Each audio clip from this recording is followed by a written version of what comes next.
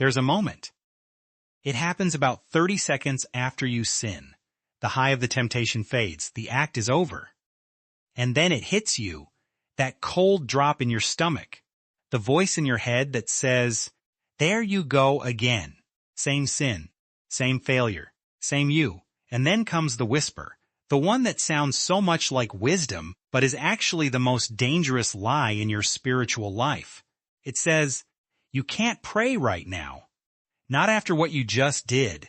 Clean yourself up first, get your act together, then come back to God. And so you wait. You don't open your Bible that night. You skip prayer. Maybe you skip church on Sunday. Not because you stop believing, but because you feel too dirty to show up. If that's you right now, if you just fell and you're hiding, this is the most important video you will watch today, because the lie that keeps you from God after you sin doesn't come from the Holy Spirit. It doesn't come from Scripture, and it definitely doesn't come from God. It comes from the one place Jesus explicitly warned you about. And if you don't recognize it, it will destroy your faith one failure at a time. Let's go to Romans chapter 8.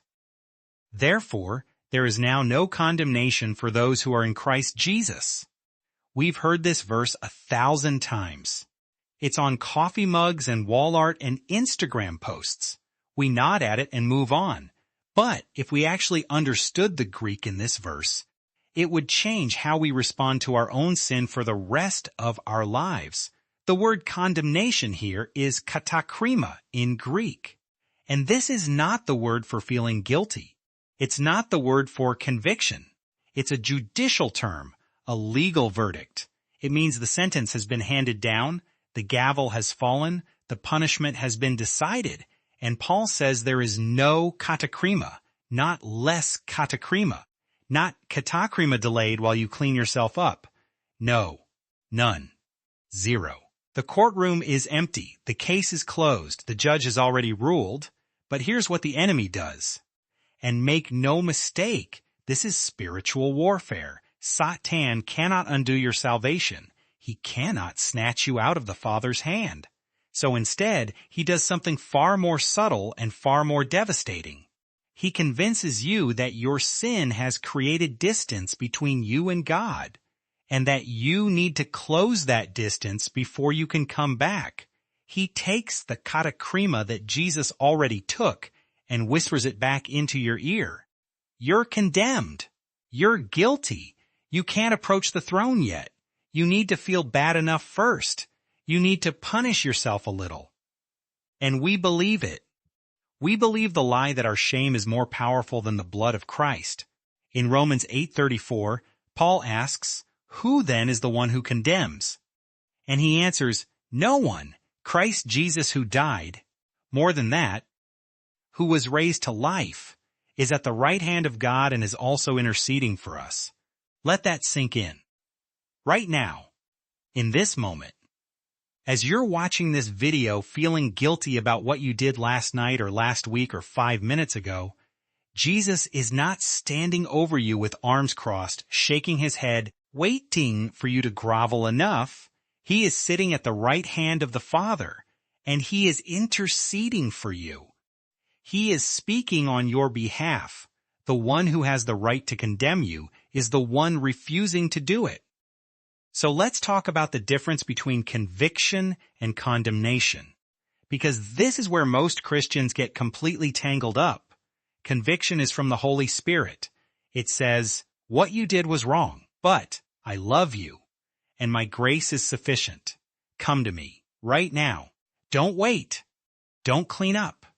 Come as you are. Condemnation is from the enemy. It says, what you did was wrong, and you are wrong. You're a fraud. You're a failure.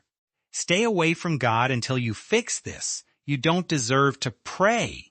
Conviction points to the cross. Condemnation points to yourself. Conviction leads you toward God. Condemnation pushes you away from him. Conviction brings hope. Condemnation brings despair. And here's the test. If the voice you're hearing is making you want to hide from God, that voice is not from the Holy Spirit. Period.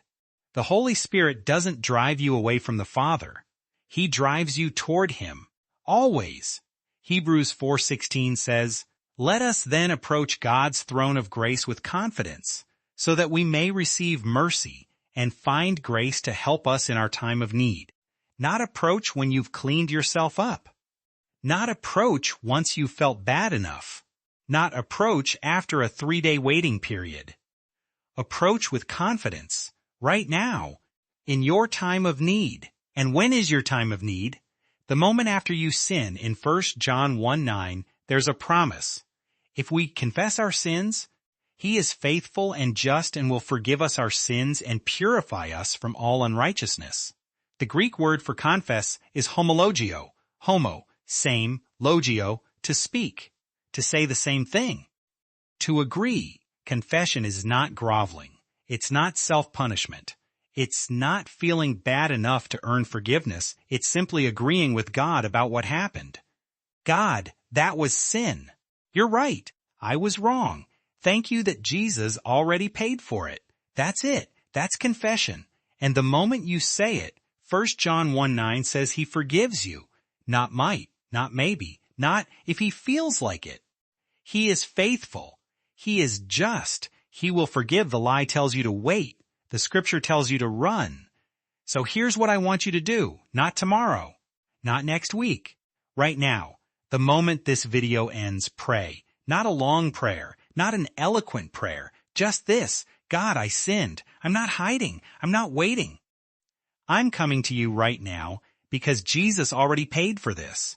Thank you that there is no condemnation. Thank you that you're interceding for me even as I say these words. I receive your forgiveness. Now help me walk in it. And then, this is the important part. Get up and live like you're forgiven, because you are. Not because you feel forgiven. Not because you've punished yourself enough. Not because you've waited the appropriate amount of time, because Jesus took the Katakrima, and there is none left for you. The next time you sin, and there will be a next time, don't run from God. Run to Him. That split-second decision is the difference between a faith that survives and a faith that slowly suffocates under the weight of shame. You are not condemned. You are not dirty. You are not disqualified. The lie says hide. The cross says come. Which voice will you listen to? If this video freed something in you today, hit subscribe. Every Thursday, we open the Word and expose the lies that keep us from the Father. No religious cliches. No easy answers. Just Scripture. And if you know someone who's been hiding, send this to them. You might be the one who helps them stop running.